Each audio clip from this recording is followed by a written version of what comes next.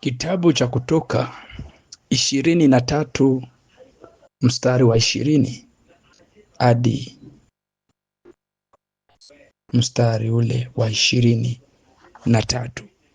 ni andiko ambalo tumekuwa nalo kwenye siku ya kwanza ya mfungo wetu wa siku 7, na tunaenda kulitumia hili andiko tuingie katika maombi mafupi ya kuhitimisha siku ya kwanza ya mfungo.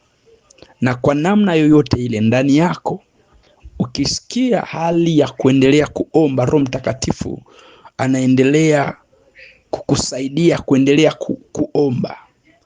Usiache kuomba. Hata kama tutakuwa tumekata hapa kwenye madhabahu, hakikisha kwamba unaendelea kuomba. Tusome andiko hili. Tusome kwa pamoja. Kutoka 23 mstari wa 20 hadi 23. Tutaangalia mstari wa kwanza, na katika mstari huo tutapata maombi, tunaomba. Tunaenda kuangalia tena mstari wa pili, katika mstari huo tunaomba na wao, tunaangalia mstari wa kufuatia, katika mstari huo tunaangalia nao tunaomba. Hivyo ndivyo tutakavyo kuwa tunaenenda. Kutoka 23 mstari wa 20. Tazama, mimi namtuma malaika aende mbele yako, ili akulinde njiani na kukupeleka mpaka pale nilipokutengenezea. Bwana asifiwe. Katika maelekezo ya mfungo huu ambao Roho Mtakatifu ametupa, nimekupatia mambo manne makubwa ambayo unatakiwa kuyazingatia. Na jambo la mwisho ambalo nimeelekeza ambalo unatakiwa kulizingatia ni pamoja na kuandika mahitaji yako, kwamba unataka Mungu atende nini kwenye maisha yako mwaka huu. Na nikashauri andika mambo makubwa ambayo hata kama ungeliweza kuwekeza nguvu kiasi gani usingeliweza peke yako. Lile jambo ambalo huwezi ukajitendea mwenyewe, isipokuwa Mungu ameingilia kati, amekusaidia, amelitenda. Na jambo lingine nikazungumza kwamba wakati unaandika mahitaji yako, andika mahitaji ambayo Mungu akikujibu katika mwaka, maisha yako yanabadilika. Neno la Mungu linasema, tazama mimi namtuma malaika aende mbele yako. Je, unao uelewa na ufahamu kama Bwana amemtuma malaika aende mbele yako?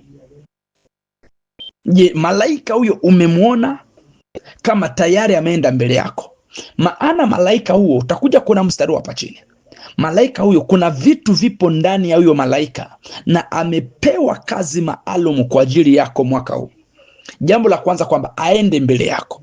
Kwa hiyo ni lazima, jambo la kwanza, macho yako yafunguliwe, umuone huyo malaika aliyo mbele yako, ili kwamba pale ambapo malaika atapita na wewe upite pale. Usipomuona utajikuta wewe unaenda kushoto, malaika yeye yuko kulia. Utajikuta wewe unaikaa, malaika yeye anasimama, anaanza kutembea. Biblia inasema ili akulinde na kukupeleka mpaka mahali pale nilipokutengenezea. Kuna mahali ambapo Bwana ametengeneza, kuna jambo Mungu amelitengeneza katika mwaka huu, lakini katikati ya kufikia kwenye hilo jambo kuna vikwazo hapa katikati, kuna upinzani hapa katikati, kuna vizuizi hapa katikati. Mungu atusaidie. Kuna vizuizi hapa katikati. Akulinde njiani. Unaelewa hili neno? Akulinde njiani, yaani kuna vita itajaribu kuinuka njiani ili kufike pale ambapo Mungu amekutengenezea. Kuna mambo yatainuka, lakini Bwana ametangaza ushindi kwako. Yaani ukishindwa wewe, ni wewe ndio ulitaka kwamba usifanikiwe, lakini ametangaza kabisa kwamba kuna mahali amekutengenezea, na malaika wake atakulinda njiani. Kitendo cha malaika kukulinda njiani ni jambo la kwanza. Umuone huyo malaika kwamba yupo, umuone wewe na uanze kumfuata.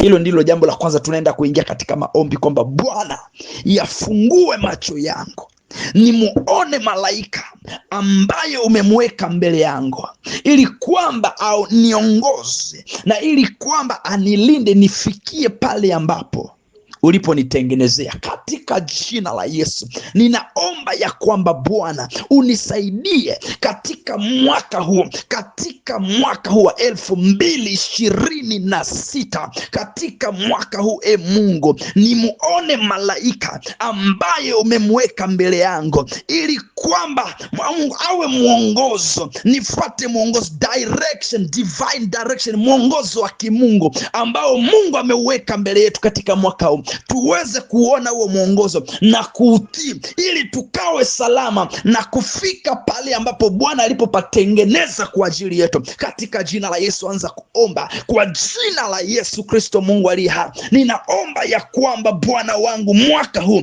nakataa kutembea kwa fikra zangu na mawazo yangu, nakataa kufuata hisia zangu, nakataa kufuata maneno ya watu, nakataa kufuata mawazo ya watu, bali mawazo yako yaliyo juu, mawazo yako na njia zako zilizo juu sana, ndizo zitakazoniongoza, ndizo zitakazonisimamia, ndizo zitakazokaa mbele yangu. Kwa jina la Yesu na shikamana na nguvu ya Roho Mtakatifu, na macho yangu yakafunguliwe mwaka huu kumuona malaika aliyesimama mbele yangu, na kama mwongozo kwenye maisha yangu mwaka huu nikamfuate huyo malaika, nisipotee kwa namna yote, nisilale kwa namna yoyote, katika jina la Yesu. Bwana, ninaomba kwa ajili ya mwanao huyu madhabahuni, ukafungue macho yake kumuona malaika katika mwaka huu aliyewekwa mbele yake, ili kumfikisha pale ambapo wewe Mungu umemtengenezea mwanao huyu, ili kufika kwenye ile duka ambayo umemtengenezea mwanao, ili kufika kwenye ile ndoa ambayo umemtengenezea, ili kufika kwenye ile biashara ambayo umemtengenezea, ili kufika kwenye ile kazi uliyomtengenezea, ili kufika kwenye ile ofisi uliyomtengenezea, ili kufika kwenye ile bondi alilolitamani kwa miaka. Kwa jina la Yesu macho yake yakafumbuliwe.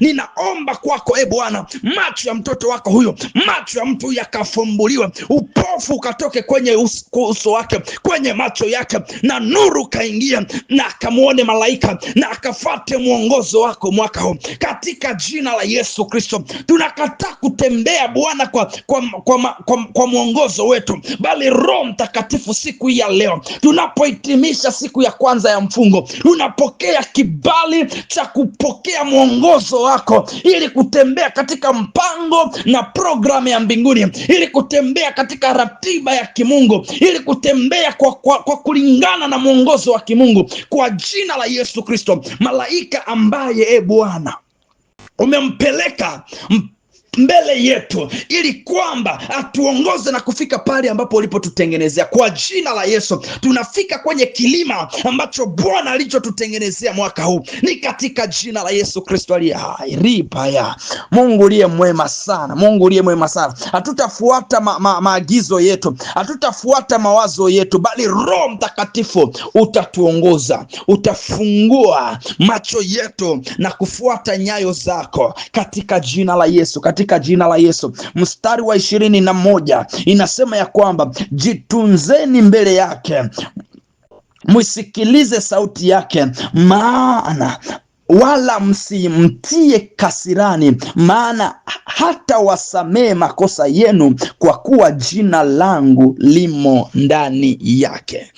Asante Bwana. Tunapoendelea na maombi, naomba unisikilize kwa dakika chache. Neno la Mungu linasema ya kwamba tujitunze mbele ya huyu malaika, tujitunze mbele ya huyu malaika. Kabla sijaendelea, Biblia inasema huyu malaika amebeba jina la Mungu ndani yake. Yaani ujue kwamba huyu malaika ni Mungu mwenyewe, amebeba jina la Mungu ndani yake, sio juu yake, ndani yake. Yaani huyu ni Mungu ambaye anaenda mbele yetu, anatumia picha ya malaika kama mwongozo kwenye maisha yetu, lakini ni Mungu mzima kwenye mwaka huu ambaye yeye mwenyewe yuko mbele yetu. Yaani tusipotii Roho Mtakatifu, kuna wakati utaamka asubuhi, Roho Mtakatifu ataweka mzigo ndani yako wa maombi, wa kusoma neno. Utakapoupuzia, mtu wa Mungu, kitakacho kukuta mbeleni, hapana kumlaumu Mungu, kwa sababu Biblia inasema kwamba tujitunze mbele yake, mbele ya huyo malaika. Tujitunze, tumsikilize yeye. Kuna watu ambao mwaka uliopita, miaka iliyopita, mlimhuzunisha Roho Mtakatifu kwenye maisha yenu. Amesema nanyi, omba ukashindwa,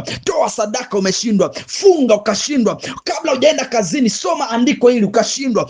Tukajikuta kwamba unatanguliza vitu vingine mbele, wakati upo mwongozo, yapo maelekezo ya Roho Mtakatifu ndani yako kabisa. Kuna wengine mumeota ndoto mbaya, na kulipokucha asubuhi Roho Mtakatifu akawa anaweka mzigo ndani ya moyo wako, omba mwanangu, lakini ukajikuta tu you are just rolling on social media, uko tu busy kwenye simu na kwenye mitandao ya kijamii. Roho Mtakatifu akakaa kimya nao bila wewe kujua, nyakati ambazo haukumbuki, wakati ambao haufahamu tena, jambo fulani likatokea. Kwa hiyo ninataka ya kwamba mwaka huu ujitunze mbele ya Roho Mtakatifu. Sikiliza sauti yake, wala usimtie kisirani. Biblia inasema, maana hata wasamee makosa yenu, kwa kuwa jina langu limo ndani yake. Huyu ni Mungu mzima mbele yake. Kwa nini Mungu analiachilia neno hili madhabahuni kwetu? Ili kwamba katikati ya mwaka tusije na lawama. Bwana, mbona hili jambo hujaniambia? Bwana, mbona hili hujanielekeza? Serikali ya mbinguni imenituma nikuambie kwamba katika mwaka huu jitunze mbele ya malaika ambaye Bwana amemweka mbele yako.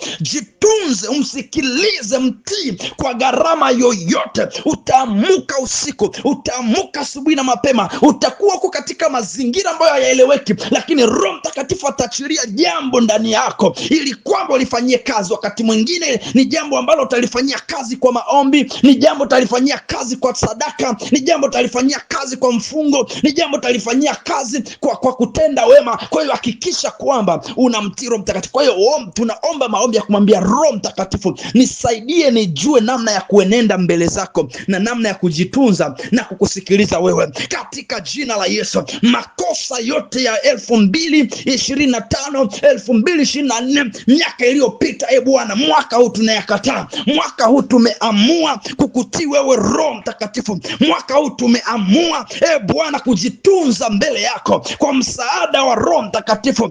Bwana, tuwe wenye kujitunza mbele yako na kuwa wenye kutii sauti yako Roho Mtakatifu unaposema nasi, iwe ni asubuhi, iwe ni mchana, iwe ni usiku, iwe ni jioni, iwe ni mazingira yote. Tuwe wepesi wa kutii na kutenda. Tuwe wepesi wa kutii sauti yako ya upole ndani yetu. Iwe unatuelekeza kusoma neno, iwe unatuelekeza kufunga, iwe unatuelekeza kuomba, iwe unatuelekeza kutoa sadaka, iwe unatuelekeza kwa habari ya kutenda wema, iwe unatuelekeza kwa habari ya utiifu wa neno lako. Ewe Bwana, ukatusaidia kwa namna iwayo yote, ni katika uweza na nguvu ya jina la Yesu Kristo. Ukatupe utiifu kwako Bwana mwaka huu, ukatupa utiifu kwako Bwana, katika jina la Yesu Kristo aliye hai. Maana neno la Bwana linasema ya kwamba kama mkikubali na kutii, mtakula mema ya nchi. Baba, siku ya leo tumekubali na kutii, tumekubali na kutii. Kama ulivyosema, mwaka huu utakuwa mwaka wa msaada wa kiungo, mwaka of divine help, mwaka wa maongezeko na utele, katika jina la Yesu. Mwaka wa uamsho mkubwa sana duniani. Mungu liye hai, tumekubali na kutii ili tule mema, ili tukuone kwa ukubwa na utele, ili tuone kwa utele, ili tuone kwa ukubwa, katika jina la Yesu, katika jina la Yesu Kristo. Mwokozi Mungu aliye hai, kwa msaada wako Roho Mtakatifu, ninaomba ya kwamba mwaka huu nitii Bwana, nitii sauti yako, nitii neno lako kwa viwango vingine, ni katika jina la Yesu. Rada paya diaba, kwa jina la Yesu litalilabaya. Mungu liye juu ya vitu vyote, ninaomba ya kwamba mwaka uwe Bwana, mimi nikapungua, wewe ukaongezeke, wewe uchumi ukaongezeke, wewe viwango vikaongezeke, mambo yakaongezeke, vitu vikazidi sana, kwa jina la Yesu, kwa jina la Yesu. Wewe unapoingilia kati, hakuna kinachopungua. kinachopungua, hakuna kinachoenda kwa kawaida, hakuna kinachoenda kwa udhaifu, hakuna kinachoenda kwa udogo, katika jina la Yesu, katika jina la Yesu. Nimeamua sawasawa na andiko linalosema ya kwamba kama mkikubali na kutii mtakula mema ya nchi. Katika jina la Yesu, katika jina la Yesu, ninakubali na ninatii katika jina la Yesu, katika jina la Yesu, katika jina la Yesu. Mstari wa 22 inasema, lakini ukisikiza sauti yake kweli na kuyatenda yote ninenayo mimi, ndipo mimi nitakuwa ni adui wa adui zako na mtesi wao wakutesao. Kwa jina la Yesu, omba Mungu ya kwamba awe mtesi wa wanaokutesa, awe adui ya maadui zako katika jina la Yesu. Mwaka huu Bwana, tumeamua kutokuingilia kati. Tumeamua sisi Bwana kutokusema neno. Tumeamua Bwana sisi kutokusema jambo lolote kwa ajili ya maadui, kwa ajili ya watesi, bali wewe uingilie kati sawa sawa na neno lako. Mungu liye mwema, wewe ukasimame katikati ya maisha mtoto wako huyu. Wewe ukasimame kwa niaba, ukasimame kwa nafasi, maana umemwambia yule mfalme Yehoshafati ya kwamba vita si vyako, vita ni vya Bwana. Katika jina la Yesu, mwanao huyu Bwana ukamsimamie mwaka huu, ukapambane kwa ajili yake, ukasimame kwa nafasi yake. Ni katika jina la Yesu ali hai. Mapepo na majini yote, ila zote za uharibifu, adui atakapokuja kwa namna yote akukute wewe Yesu uliyedhihirishwa ili kuziharibu kazi za shetani, umesimama pale. Ni katika jina la Yesu. Adui atakapokuja kwa ajili ya familia zetu akukute wewe mfalme wa wafalme umesimama mahali pale, malangoni petu ukasimame Bwana, malangoni petu ukasimame Bwana, katika jina la Yesu. Kwenye biashara, kwenye maeneo yote, kwenye duka, kwenye ndoa, kwenye familia, kwenye mahusiano, kwenye huduma, kwenye maisha, kwenye jamii, kwenye familia, kwenye jamaa, kwa wandugu, katika jina la Yesu Kristo, my Father and my Maker. Wewe Bwana ukasimame pale, wewe Bwana ukasimame pale kwa jina la Yesu. Siku yetu hii ya kwanza ya mfungo Bwana, tunaomba ya kwamba wewe Bwana ukawe adui ya wadui za mwana wako huyu, ukawe mtesi wa hao wanaotesa watoto wako, wanaotesa maisha yetu, wanaotesa watu wako. Ni katika jina la Yesu, ni katika jina la Yesu ali hai, ni katika jina la Yesu ali hai. Sikiliza mstari wa 23 inasema, kwa kuwa malaika wangu atatangulia mbele yako, rata ya daba, atatangulia mbele yako na kukufikisha kwenye Mwamori na Mhiti na Mperesi. Raya raraba. Bwana anaenda kumtuma malaika, anaenda kusimama, anaenda kutangulia, anaenda kusimama, anaenda kutangulia kila chochote kilichotangazwa kwenye ulimwengu wa giza kusimama kama kikwazo kwenye maisha yetu. Kwa jina la Yesu tunakiondoa, kwa jina la Yesu na kwa damu ya mwana kondoo kinaondolewa kwenye maisha yako. Chochote kilichotangazwa kuzimu kusimama kama kwazo, kusimama kama upinzani mbele yetu kwa mwaka huu, kwa jina la Yesu ninakitamkia, ninakiamuru kwa mamlaka jina la Yesu, kiachie, kiondolewe, kiteketee, kiangushwe kulingana kitabu cha Yeremia 1 mstari wa 10. Ninakibomoa kwa upanga wa malaika mkuu, ninakikata katika jina la Yesu. Kwa nyundo ya neno la Bwana ninabomoa hizo kuta zote kwa jina la Yesu. Tunapita kama Israeli walivyopita Yeriko kwa jina la Yesu Kristo aliye hai. 2026 mwaka huu mpya ni mwaka wa kipekee, ni mwaka watu wa Mungu kuendelea kwenye maeneo yao, kuendelea kiuchumi, kuendelea kiroho, kuendelea kimaendeleo, kuendelea kibiashara, kuendelea kwenye ndoa zao, kuendelea kwenye kila maeneo, kuendelea kwenye mahusiano yao, kuoa watu sahihi, kukutana na watu sahihi kwenye partners, kwenye partnership, kwenye uwekezaji, kukutana na watu sahihi kwa jina la Yesu. Wale wa Kanani, wale wa Peresi, wale wa Amori, wale wa Hiti, kwa jina la Yesu wanaondolewa. Wale wa Peresi wanaondolewa, wale wa Amori, wale wa Hiti wanaondolewa kwa jina la Yesu Kristo aliye hai, kwa jina la Yesu Kristo aliye hai.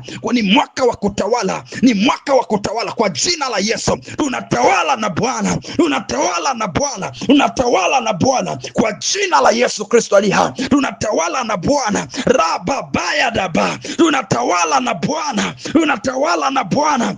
Ninatawala na Bwana, ninatawala na Bwana katika jina la Yesu, katika jina la Yesu. Maana imeandikwa kwamba sisi ni washindi na zaidi ya washindi kwa jina la Yesu. Pale niliposhindwa mwaka jana, mwaka huu sitashindwa, maana aliye ndani yangu ni mkuu sana kuliko yule aliye katika dunia, katika jina la Yesu Kristo wa Nazareti, Mungu aliye hai. Thank you Jesus, thank you Lord.